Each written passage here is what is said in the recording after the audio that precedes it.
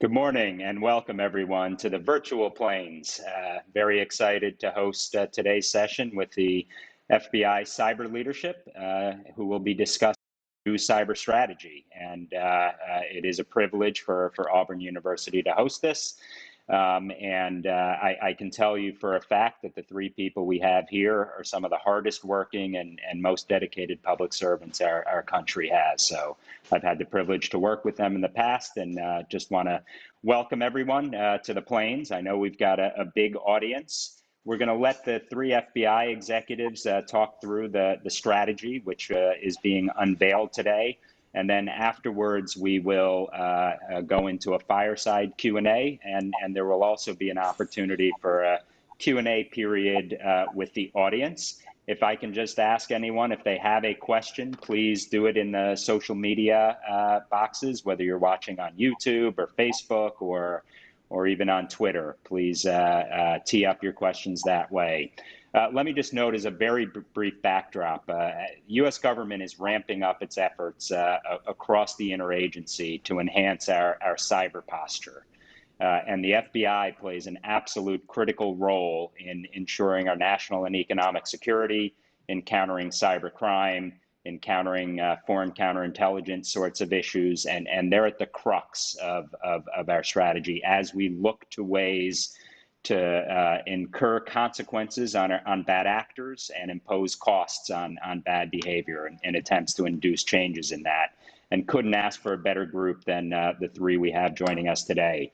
We're joined by Matt Gorham, who's the Assistant Director of the FBI Cyber Division and is responsible for all of FBI cyber investigations and operations. Tonya Ugoretz, who's the Deputy Assistant Director for all things cyber and intelligence in particular, as well as engagement and policy. Prior to coming back to the Bureau, she also ran CTIC, which was the interagency entity looking at all things cyber. And last but certainly not least, we've got Clyde, aka Trip Wallace, who is also the Deputy Assistant Director for Cyber and oversees operations, such as the NCI JTF and many other missions. And for those on the plains, I might note he's got roots in the great state of Alabama, started in the Mobile office and has been integral to the FBI's increasing footprint and presence in Huntsville. Without further ado, I've never had an unspoken thought. You don't want to hear from me. I'm going to turn it over to Matt Gorham, who will open it up and then turn to his team to shed some light on the new strategy. So, Matt, thank you. Over to you, sir. Thanks, Frank.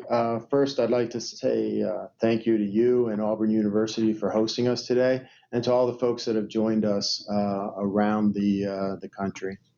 I think before we get to the questions and answers today, we'll take a couple minutes.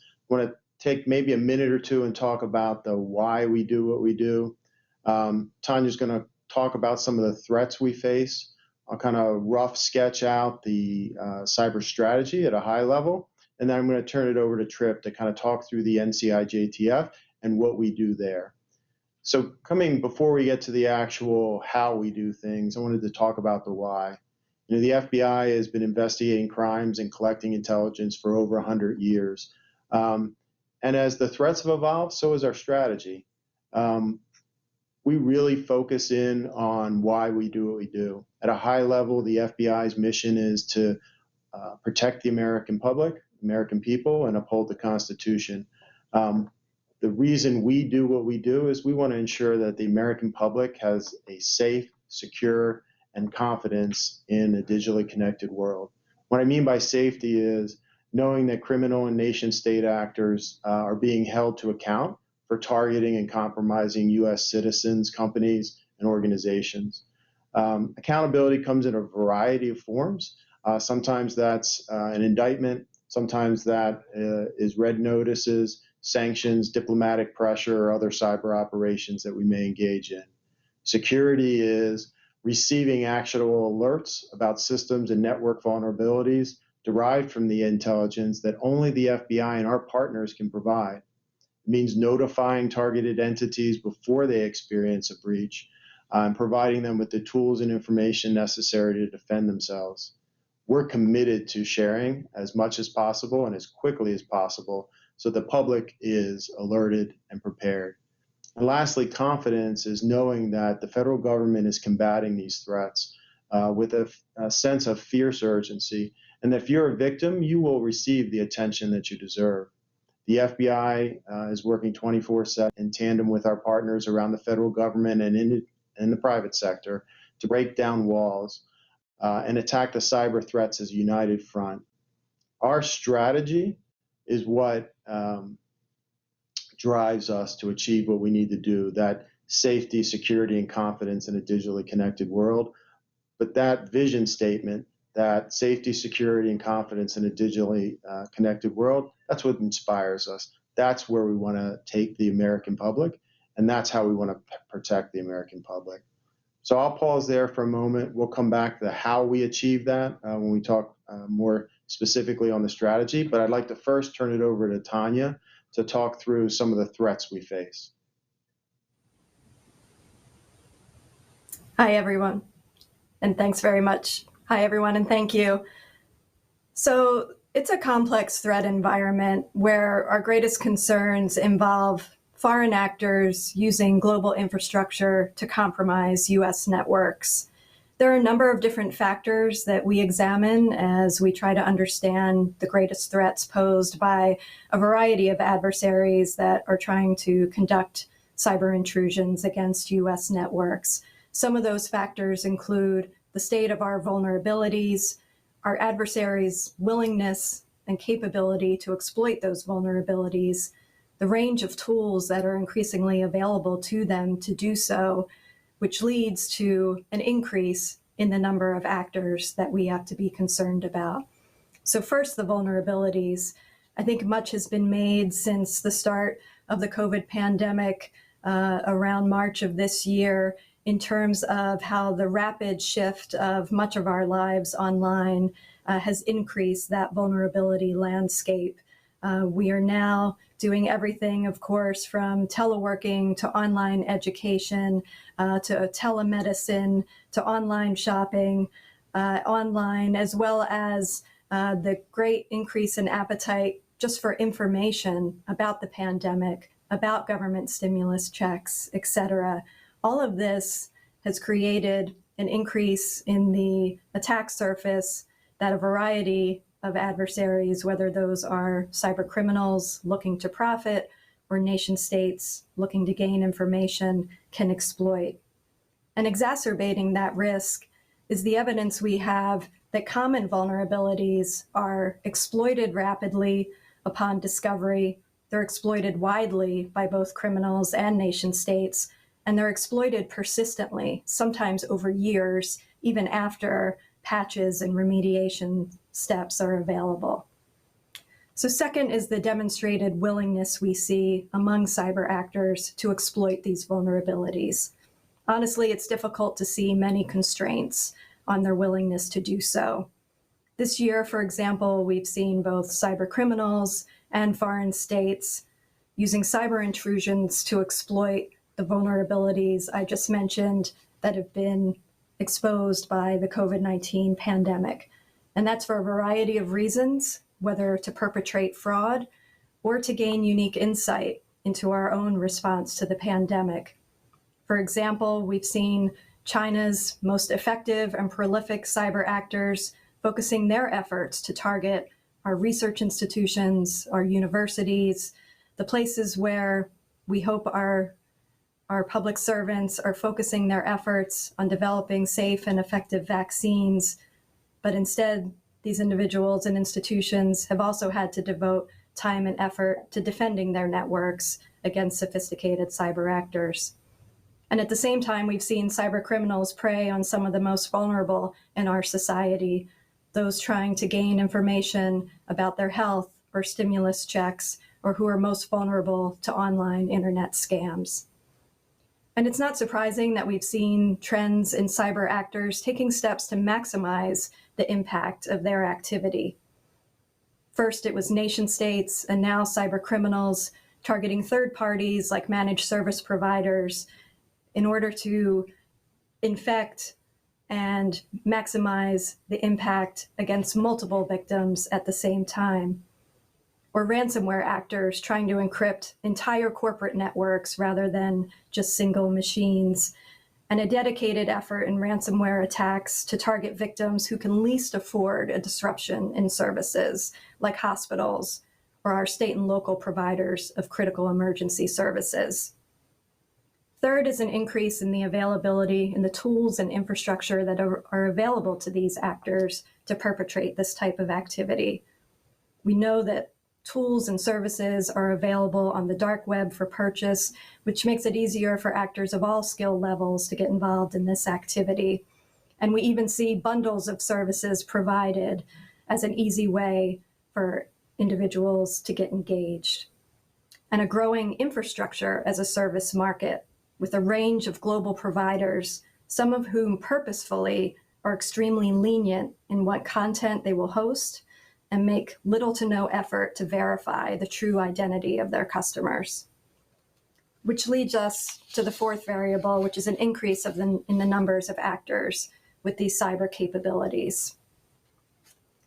And we see these actors using those capabilities for a variety of purposes, whether it's to profit personally or from nation states for the wholesale theft of US intellectual property, the targeting of US military technology, the theft of our personally identifiable information to build data stores for future targeting, for cyber espionage to gain insight into US policies and plans, or positioning on our critical infrastructure as a contingency should they wish to engage in future disruptive or destructive activity. So this entire threat environment I've described challenges our traditional approach to threats.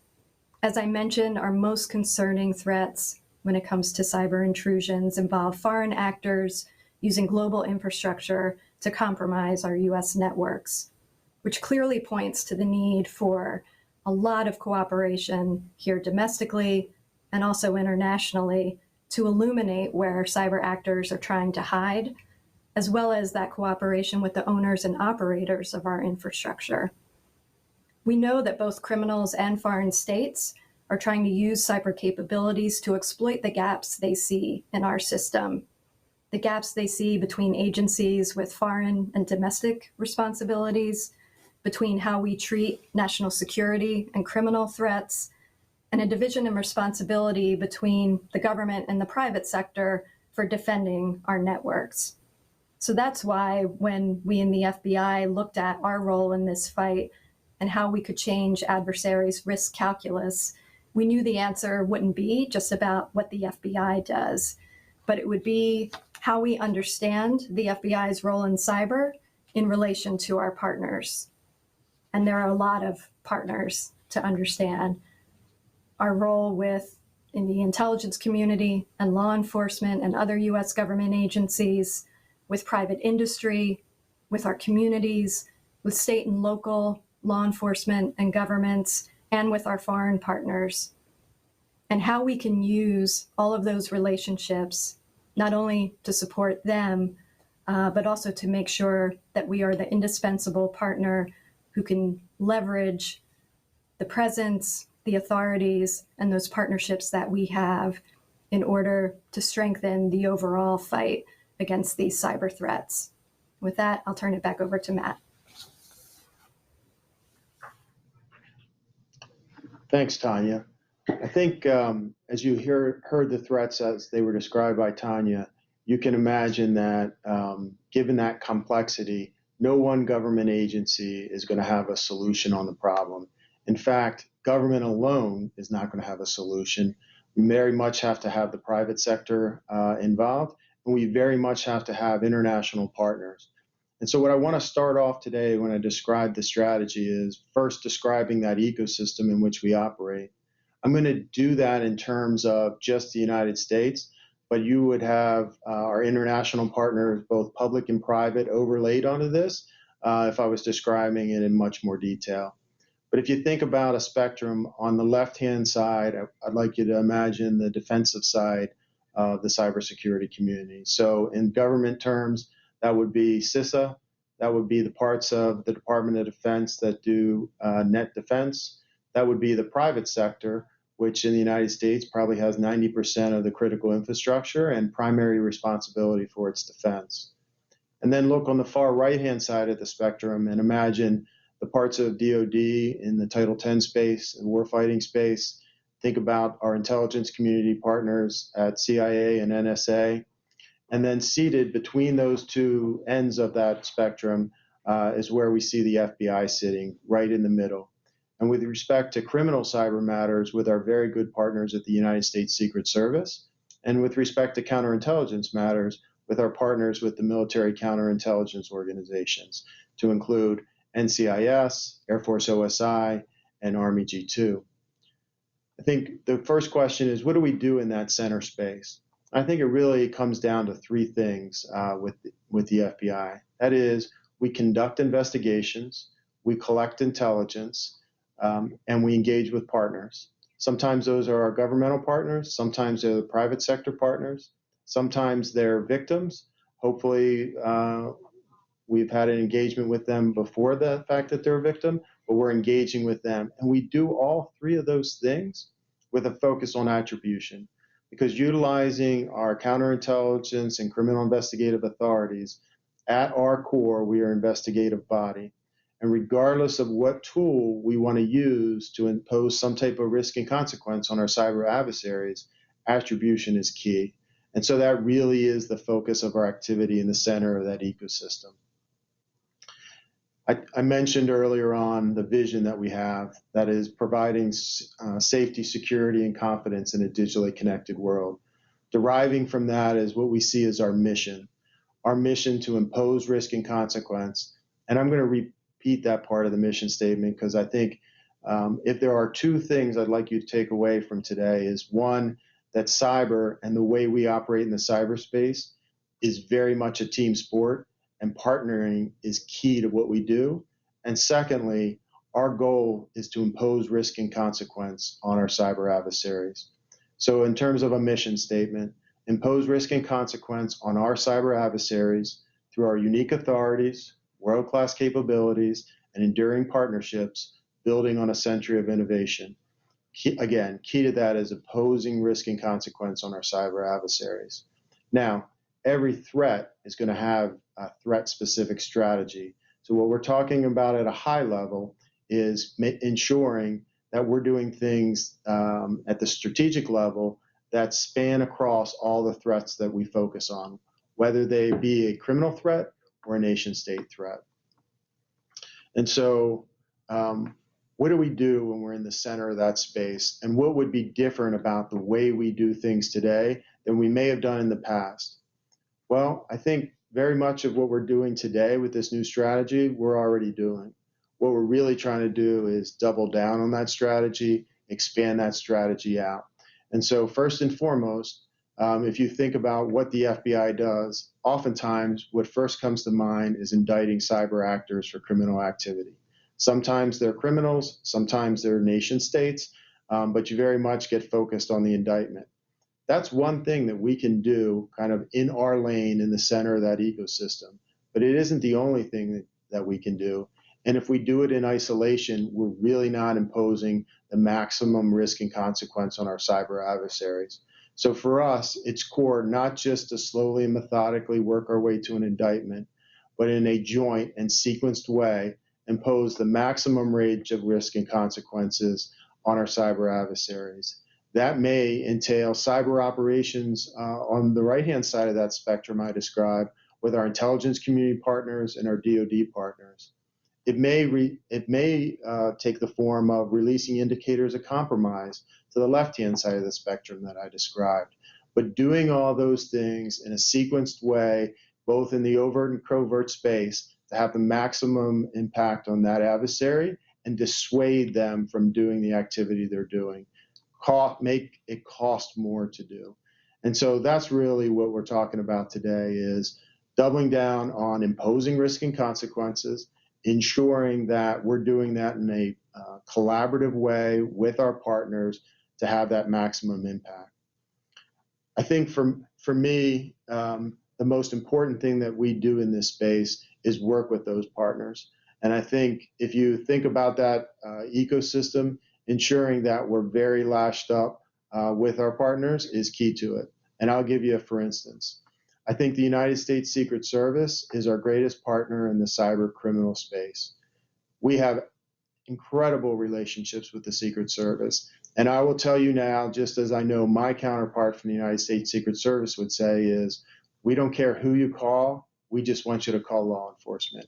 So if you call the Secret Service, it's like calling the FBI. If you call the FBI, it's like calling the Secret Service.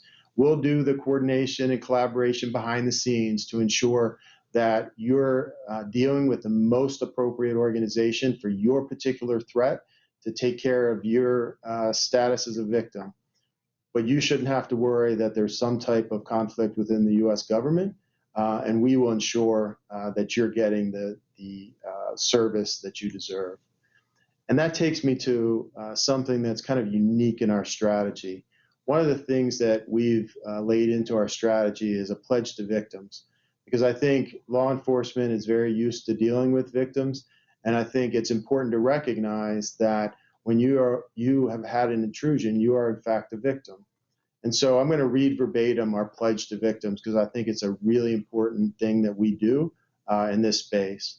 And so in pursuing our mission, we recognize that we will encounter unique and novel issues related to privacy and handling of sensitive data.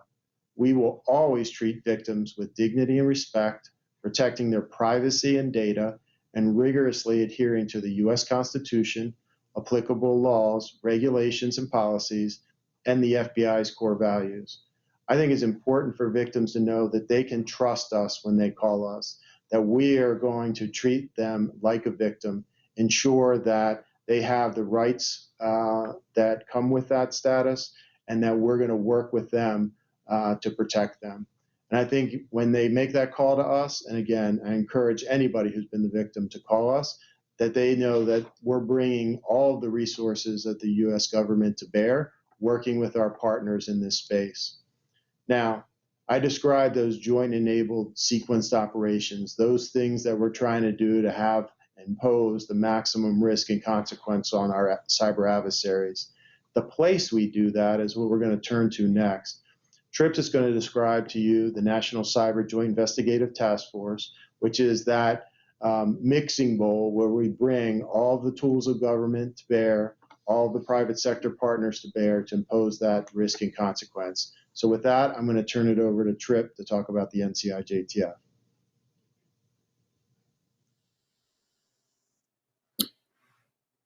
Hey, good morning, everyone. And Frank, thanks a ton to your team for pulling this together, and all your partnerships down in Alabama. Had a lot of interaction with your teams over the last few years, so we appreciate that and look forward to connecting going forward. From the NCI-JTF perspective, so a lot of changes here at the FBI, and I think it kind of comes to the point A.D. Gorham made on doubling down from the FBI's perspective. Obviously, the FBI, we are uniquely positioned, both the law enforcement side of the house and the national security side of the house.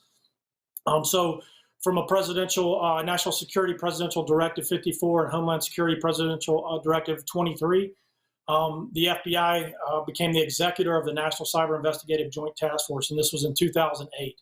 So the task force was stood up as the multi-agency integration center. The motto was to integrate, coordinate, and share cyber threat and investigative intelligence to coordinate for the USIC across all of our law enforcement, foreign partners, and intelligence community partners, one strategy against our cyber adversaries.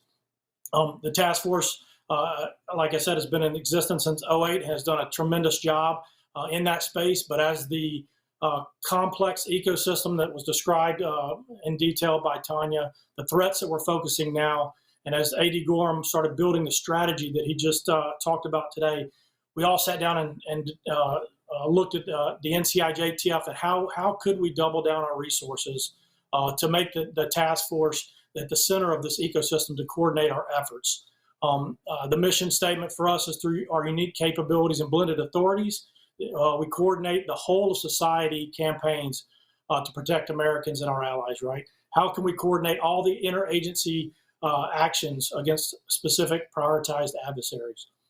Through the vision of integrating and coordinating our efforts, we want to increase the risk and consequences to the nation's most significant adversaries, right? We do that through a number of mechanisms here. Obviously, everybody knows the goodness of task forces or fusion centers, as many of you know, as we've stood up in the Bureau, our JTTFs throughout the country after 9/11. Taking that complex at the NCI-JTF and driving interagency collaboration here. To date, we have over 33 agencies and subcomponents of DoD that are stacked up and co-located here at our facility so that we can work together on a daily basis as we prioritize our threats and build subject matter expertise teams around those individual threats. So one of the ways that we did that as we launched the strategy was transforming the way that the Bureau and the NCI-JTF interacted. Within the last 6 months, we've driven all of our FBI operational sections back into the NCI-JTF and co-located. We've restructured the NCI-JTF into threat mission centers. So we're very focused on the specific threats. So have all of our other government agencies, our detailees, our liaison officers from the interagency, all co-located with FBI threat agents, analysts, and support employees to drive against specific threats going forward. Those mission centers that are threat-based are led by senior executives. As AD Gorham mentioned before, Secret Service is a fantastic partner for us. And in fact, they've put one of their senior executives at the NCI-JTF in the last couple of weeks to run our criminal mission center to drive the whole of government, whole of society effort against criminal threat actors for the NCI-JTF. Also, by integrating operations and intelligence across agency lines, so getting all the interagency together, functioning synchronized actions against independent specific actor sets, and then taking that and then sequencing those operations through a whole society campaigns to maximize the risk and consequences. And once again, as AD Gorham stated earlier, indictments and informations are something that it's in our wheelhouse here at the FBI. But as we move forward, how do we change that calculus to enable operations of many of our USIC, foreign partners, and other law enforcement agencies that might drive operations that bring more consequences to the actors to change that risk calculus? And then how do we operationalize intelligence and provide investigative analytics and leads to our intelligence and law enforcement partners from the NCI-JTF? So concentrating on that line of effort through the mission centers, the threat-based mission centers. So the question, how do we do that here at the NCI-JTF? So we have the mission centers that have the subject matter experts, the agents, the operators, and the intel analysts that are working those threats. We have a construct of the Office of Campaign Coordination. That's the group that coordinates and synchronizes the operational effects on both, as the boss talked about, the defensive side and the offensive side to really have a synchronized, basically a placemat or timeline as we work through the opportunities that we have going forward against that specific threat. This construct has worked in the past, and the Bureau is doubling down on driving resources back into the NCI-JTF to stand this up and to get out into this complex ecosystem and bring everyone together so that we can synchronize across all of our efforts going forward. We drive this from the National Security Council by leading action officer working groups, driving the national security strategy and the annexes and the plans that we have laid out to get after these threats. The NCI-JTF also provides surge mechanisms for our partners for specific threats, whether those are operational, investigative response, or malicious actors. We're that focal point that can bring the interagency together as we see incidents across the nation. And then lastly, the NCI-JTF is the house of CyWatch, the 24/7 watch center, one of the 7 cyber centers that coordinates across the whole of government here in the United States so that we have synchronized operations on a daily tactical basis with our other cyber centers and our intelligence community partners. As all of you know, the strategy of whack-a-mole in this complex system is not working. It will not get us where we need to be in this complex problem. So going forward, the NCI-JTF is pulling together all our domestic, our foreign partners, our capabilities, our authorities, our planning efforts through synchronized prioritization and the NCI-JTF is perfectly situated to enable this way forward against our most significant cyber adversaries. So appreciate the time to kind of explain where we've turned and look forward to working with many of you in the future. Thank you.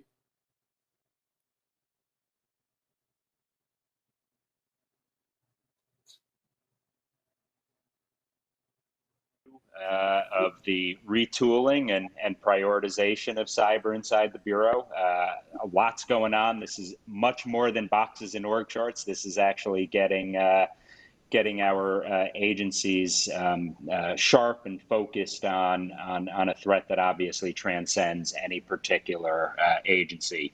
I want to start with a general question, and I'll gear all my questions to Matt Gorham, and you guys can parse it out as you see fit. But first and foremost, how tangibly is this new strategy different than what you were doing previously? And if you had a couple discrete takeaways and tangible differences, I'd love to hear those. So Matt, you want to start with that and figure out as a group how to jump in?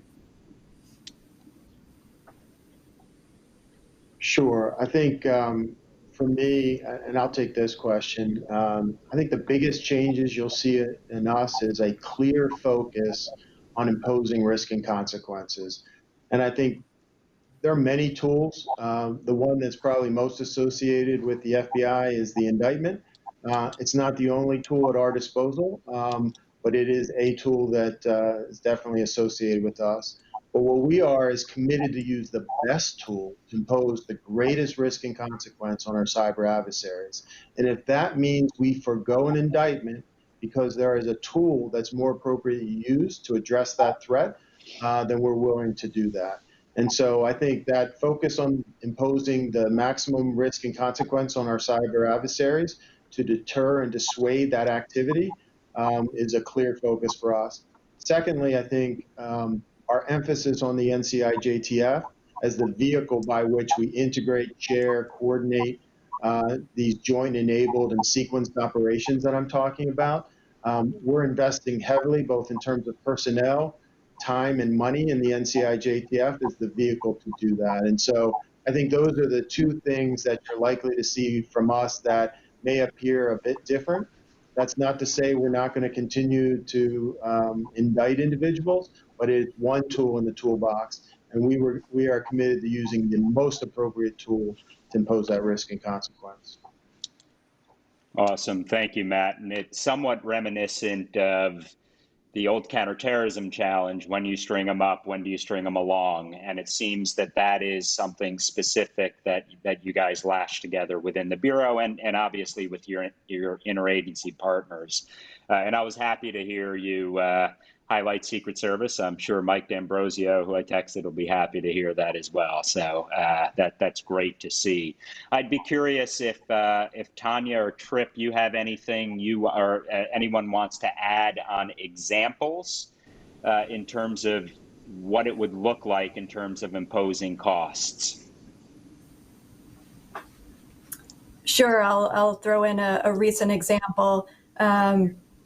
As AD Gorham mentioned, even in the course of conducting an investigation, as we're using our unique domestic role here, collecting intelligence on what our adversaries are actually doing, we're looking to share that as we learn it as quickly as possible to the extent we can, so that we can assist network defenders in raising their defenses, even while we continue to pursue attribution and those actions to disrupt the activity and hold the adversaries accountable. So a recent example of this is a partnership that we had with NSA, with whom we have a longstanding and great relationship. And this is where we can bring our authorities together to have an impact. In this case, NSA had some information that they had developed about a certain tool that a Russian adversary, a very sophisticated group that we follow and that we've been concerned about for a long time, a tool that they had developed that could even be their next generation tool. But as you know, NSA operates in a very highly classified environment. And so where we partnered up was in the where the FBI could use our authorities, and in this case, legal process, to work with some overseas partners and gain some additional information on that tool. By using that type of process, we were able to blend our ability to gain that information at an unclassified level, marry that up with what NSA had learned, and then make the decision as an interagency that we wanted to take the step to expose this tool in order to have an impact on this adversary, to reduce their ability to use it to compromise our U.S. and foreign networks, but also to serve as a warning that when we see that type of tool development that could be used against us, we are willing as a U.S. government to expose that activity and minimize the impact in that way. Thank you, Tonya. Anyone else want to build on that, or? Yeah, Frank, I think, Tanya's talking about the recent NSA cybersecurity advisory with us on Droveroo, but I think that's not the only one we've gotten out recently. I think you've seen an increase in the number of joint cybersecurity advisories between the FBI and CISA. And what I'll say is that whenever we think that doing things jointly adds more value, that is, has the opportunity to protect our citizens and our institutions, or we believe that we have the ability to have an impact on the adversary, we're going to do that jointly. If the two of us, whether that be NSA or CISA or any other organization out there, we will go together and get that information out. But that's not to say we won't continue to do the flashes and pins. I know many people see, and we're going to continue to do that if we have the information to get out. I think the key takeaway in this is that we are committed to getting that information out. And sometimes it takes many forms, but at the end of the day, that does impose risk and consequence on our adversaries. When they are not able to use the tool, they need to expend more resources to build more nefarious tools. And that's very much part and parcel of our strategy. Awesome. Thank you. And I'm happy you highlighted, Tonya, the partnership with the cybersecurity directorate at the National Security Agency that is trying to figure out how it can best serve as an enabler to agencies focused in the non-Title 50 and intelligence worlds alone. So thank you for that, and CISA. I'd be curious, before jumping to the next question, the indictment side. I have been a longtime proponent, even if I think the likelihood of getting someone into a courtroom may not be 100%. But when you start naming names, whether they're PLA officers or SVR officers out of Russia, China, that does have some impact and consequence too, as well, right? So there is value. It limits their maneuverability of travel. It puts them on notice and warning. And quite honestly, it says the U.S. government takes this seriously. Would you agree with that assumption?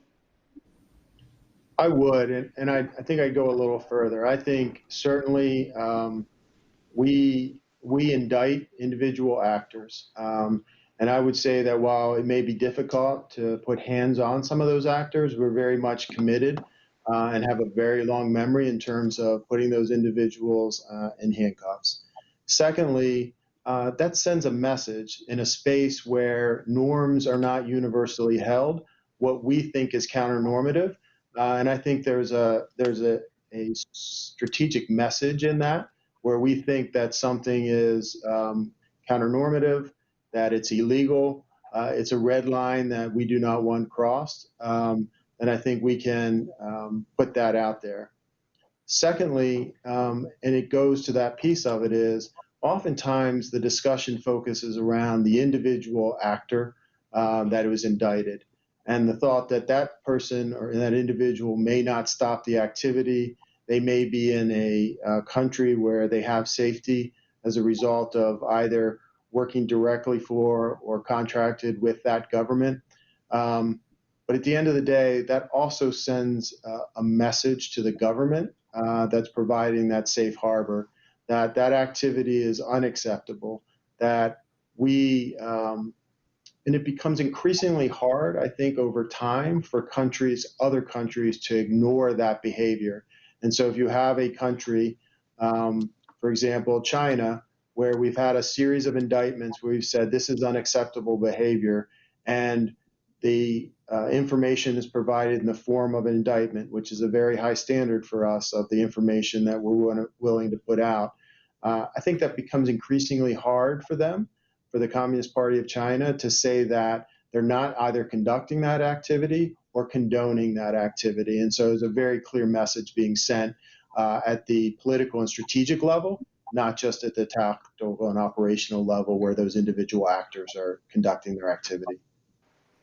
Awesome. Thank you. Very helpful.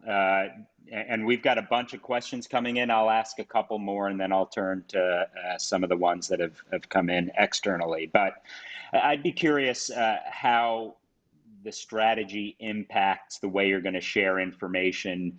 We obviously had a great conversation on how synced up and lashed up you are with your interagency partners. But what does this mean for, you're speaking at Auburn, so academia, as well as the private sector? And I mean, we've all talked about the need for more information sharing, but what does the strategy really kick off and entail in terms of enhancing that effort?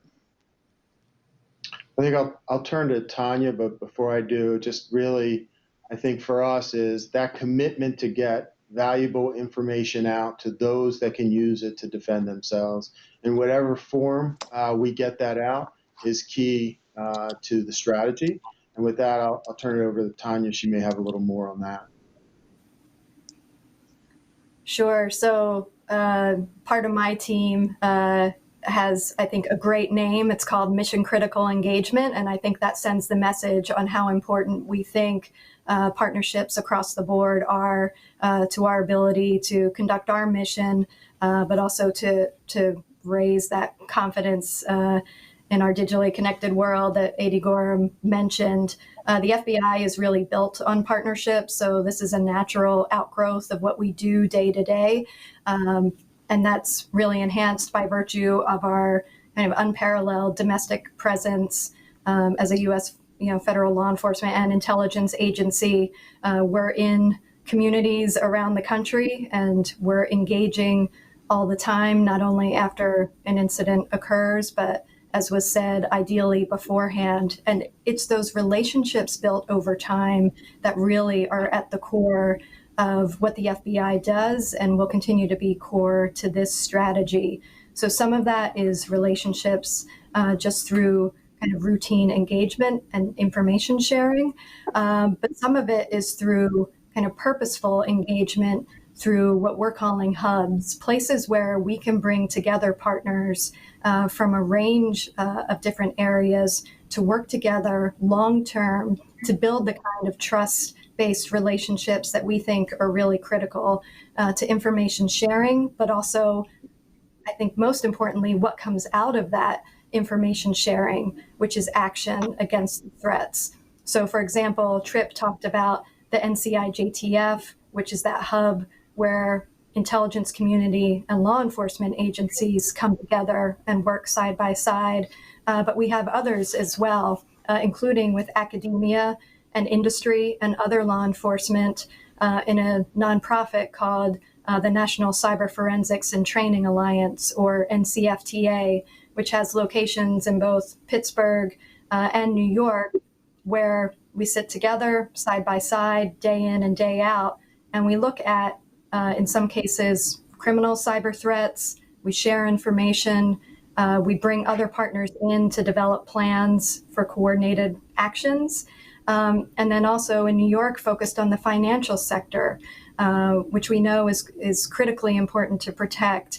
And we share information there and make sure that we're all best positioned to defend against those threats. So I think a lot of times when we talk about cyber, we get really focused on the technical aspect. But for the FBI, that human aspect and those relationships are equally important. Awesome. Thank you, Tonya. Tripp, anything you want to add to that? Yeah, just another place closer to you guys down there in Huntsville, obviously, we have a hub that's the National Defense Cyber Alliance, much like the NCFTA, but it is structured around the defense industrial base. And it's the same construct of really driving that partnership with those local companies that are driving a lot of the technology through the defense industrial base, bringing a consortium together. Once again, it's all about bringing the subject matter expertise of those that those own their network, coalescing together with law enforcement, intelligence community partners, really to drive the strategy that we're trying to provide operational opportunities from the operator side, right?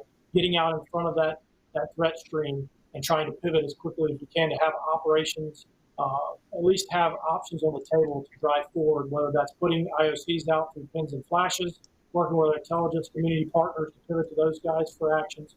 How can we drive that collectively with the companies that we partner up with? And that's something that we see is key to the development in the future, and we'll drive forward, building out more of those hubs as we drive forward. Terrific, thank you. And I might note, for what it's worth for my colleagues, we take it very seriously at Auburn, but it is a two-way street, and we have responsibilities as well, including in academia, to not only protect our our students and faculty, and obviously all the public safety sets of issues, but also from countering intellectual property theft and other sets of issues. So thank you for that, and appreciate the strong responses there. Let me add one more little quick question, because this is one of the questions we received. It came from Phil Rettinger, who's well known in the cyber environment.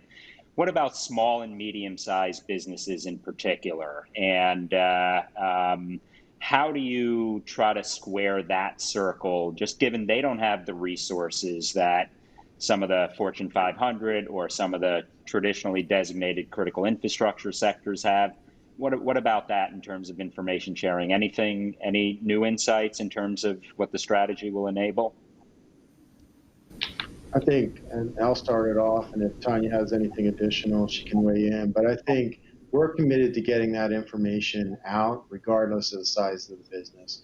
I know that there may be limited resources and business decisions are going to be made differently for small and medium-sized companies, but we're committed to getting that information out. And when that company is the victim, and hopefully they're not, but when and if they are, they should expect from us that response. And so it doesn't matter if it's a huge business or a small business. If they've been the victim of some type of intrusion activity, they can expect to have the FBI respond and work with them regarding that intrusion. Awesome, thank you. Tonya, anything you want to add, or can we go to the next few questions? I'll just second that. I think, it's really those small and medium-sized companies that probably have the greatest need and see the most value a lot of times in the types of information that we can share. I mean, to be honest, some of the larger companies and the Fortune 500s, they have intel shops that I envy as the head of FBI Cyber Intel. So we know that, it's the small and medium size that we can really help build relationships with and share information that's going to be of immediate value. Awesome, thank you. And they are the backbone of our economy. So thank you for that. Sort of jumping to ransomware, which is, you can't go a day without reading about another ransomware attack, whether on SLTT, state, local, tribal, territorial, whether on companies, whether on big healthcare providers. I think a lot of us in the cyber kind of field, we focus on the exquisite threats and the sexy TTPs that adversaries are gleaning. But at the end of the day, a lot of what we're seeing is the blocking and tackling that needs to be done in terms of some of the ransomware issues. I'd be very curious, and I've taken a very strong stance on my view in terms of ransomware. You don't pay. But I'd be curious what your views are in terms of a TTP we're seeing every single day. It seems to be pop up, not only on our news feed, but also in the real world. Any thoughts on that? Yeah, I think from in terms of ransomware, we've seen a couple of trends as of late. One is the sophistication of the malware and the targeting has certainly increased. So much more targeted, much more sophisticated malware. Recently, we've also seen an increase in volume, which we hadn't seen for some time. So both volume and sophistication. And we've been working very closely, again, with the Secret Service on coordinating our responses. I guess the first question is, we know it's a problem, we read about it every day, is what do we need to do about it? I think first and foremost, we need to acknowledge that it requires a whole of society approach. Law enforcement alone is not going to be able to resolve this. I think as part of that acknowledgement, we just recently hosted our second annual ransomware summit, where we brought private sector partners and government sector partners together to try to figure out ways that we can work against this threat. From an FBI perspective, we do a couple of things. We're obviously, as part of the new strategy, looking to impose risk and consequence, utilizing our criminal investigative and our counterintelligence authorities to do so. And we're really focused in on those pieces of the ecosystem that allows that ransomware to take place. So again, focusing in on the financial aspects, the communication platforms, the malware development, and the infrastructure. Those are really the four areas of focus in terms of imposing some type of risk and consequence by us. Secondly, we're looking to enable our partners, be they other law enforcement or intelligence operations by partners, both domestically and internationally. And lastly, building those trusted relationships with the private sector and sharing critical information as we have it. Specifically on the question of ransom, paying the ransom, we never advise that you should pay a ransom, but we do understand that that's a business decision that needs to be made. And the thing that we would ask is, if you're going to, or if you're the victim of a ransomware, please call us. It is better to have law enforcement involved early on. If you choose to pay a ransom, we'd like to have that conversation with you. We can run through the dangers of paying that ransom, but if you're going to pay the ransom, we'd like to work with you in paying that ransom, because there may be operational opportunities to take care of that threat in the process. And so very much would encourage any victim of ransomware to call the FBI, call the Secret Service. Again, and I know Mike D'Ambrosio would say the same thing, it doesn't matter who you call, just call one of us. You want law enforcement informed when there's an incident. Awesome, thank you. And I'm going to ask one more, and then I'm going to go to some of the questions we received. The elephant or the dragon in the room, China. And obviously that is a multifaceted actor, and obviously you don't have the luxury of picking and choosing who's on the other end of that clickety-clack of the keyboard, and yet you have to deal with China, Russia, Iran, North Korea, and a whole host of other criminal enterprises and other nations. But I'd be curious where you see the FBI fitting into the response to China in this domain, and what in particular the strategy may shed some light on. I'll start it off, and then Tripp and Tonya both may have something additional to say. I think oftentimes when you look at China as a threat, it's easy to think you're trying to boil the ocean, that it's such a large threat that you just don't know where to start. And so figuring out where those places, and I'll use the water analogy, instead of boiling the ocean, let's focus in on those tidal pools where we maybe actually can raise the temperature of the water. For us, that comes down to conversations with our partners. Sometimes that takes the form of an indictment. And again, these are opportunities to highlight that counter-normative behavior that we've seen, draw red lines that we don't believe should be crossed, and drive that message at every level of the Communist Party of China, at the tactical level, at the operational level, at the political and strategic level, because that messaging needs to go to each one of those levels. I think that's how we would impose risk and consequence. Another way we impose risk, though, is working with the companies domestically. And so identifying those companies that we know China is very interested in stealing their intellectual property. So identifying those companies, parts of the defense industrial base, for example, where we have a military, economic, or technological advantage over China, because we know that China is going to be looking to steal that intellectual property. And so working with those, forming those enduring and robust relationships at the field office level with those companies, really understanding what their crown jewels are and how we can work together to protect them, both from a cyber perspective, but also a counterintelligence kind of traditional perspective, so that we can protect them. And so it really takes both those forms, working with our partners domestically to help harden and understand the threat.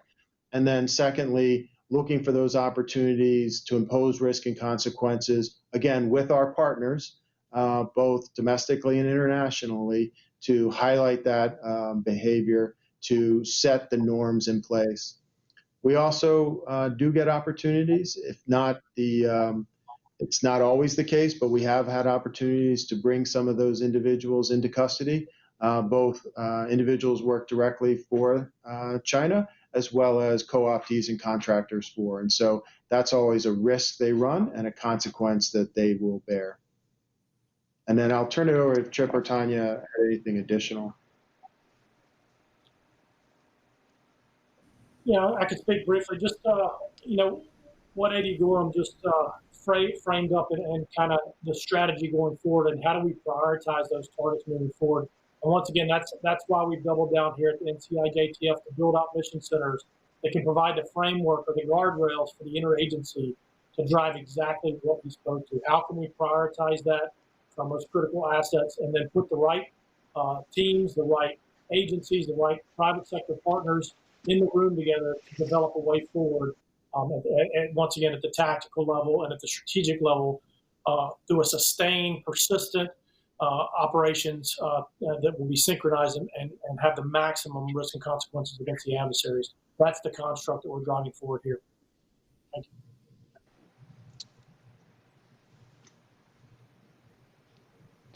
Tonya, anything you'd like to add? I'm going to ask one more question because the tyranny of time requires I be a bit of a tyrant. We got a bunch of questions in, but one that we received from one of our senior fellows, Mark Sachs, who has a lot of background in grid security and IT, OT related issues. He was sort of asking if you have a cyber top 10 most wanted. And he appreciates sort of the naming of names, which the Bureau's been very forward-leaning in of late. Wasn't always that way. So I'd be curious what your thoughts are there.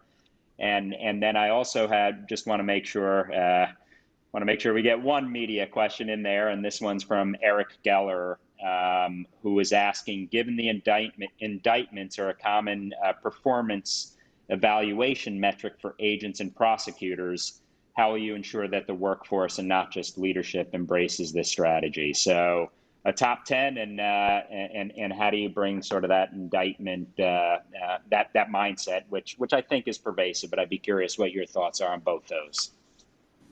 So in keeping with the FBI's top 10 most wanted, there is a top 10 cyber indicted individuals. It's on FBI.gov. And you can look at that, and it lists them out. On the idea of kind of ensuring that throughout the FBI culture and U.S. attorneys' offices that we're focused on using the most appropriate tool to impose risk and consequences. Speaking purely from an FBI perspective, it is a metric that's used. It's certainly not the only metric in terms of performance. But people came to the FBI to be part of something bigger than themselves, to make a difference in society. And so when you provide an opportunity to impose the most significant risk and consequence on those cyber adversaries, that's why people join the FBI. And it's not a big shift to go from, I'm going to indict somebody, to I am going to ensure that these individuals pay a price for stealing our intellectual property, holding our critical infrastructure at risk, stealing things from citizens or companies in the United States. I think that that's actually an easy shift to make, even though we oftentimes do use indictments. And the two things aren't necessarily mutually exclusive. There may be times when we forgo an indictment, but many times it will be sequenced operations that will include an indictment. Some things that you'll see and some things that you won't, but it's an indictment, certainly a very overt piece of that sequenced operation. Awesome. Tonya, Tripp, do you want to have any last words on this? Because we have to bring this to a wrap momentarily. No, I think that was well said. All good here. Well, let me thank the three of you, Matt Gorham, Tonya Ugoretz, Tripp Wallace. Thank you for your insights today. Thank you for what you do every day to enhance our national security and in the cyber domain in particular. Really appreciate the time and really appreciate the insights. And I'm clearly biased, but thumbs up on the new strategy. So rock and roll, go forward, and I appreciate it very much. So thank you. Unfortunately, we have to bring this to a wrap, and appreciate all your hard work. Thanks, Frank. Appreciate it. Thank you, Frank.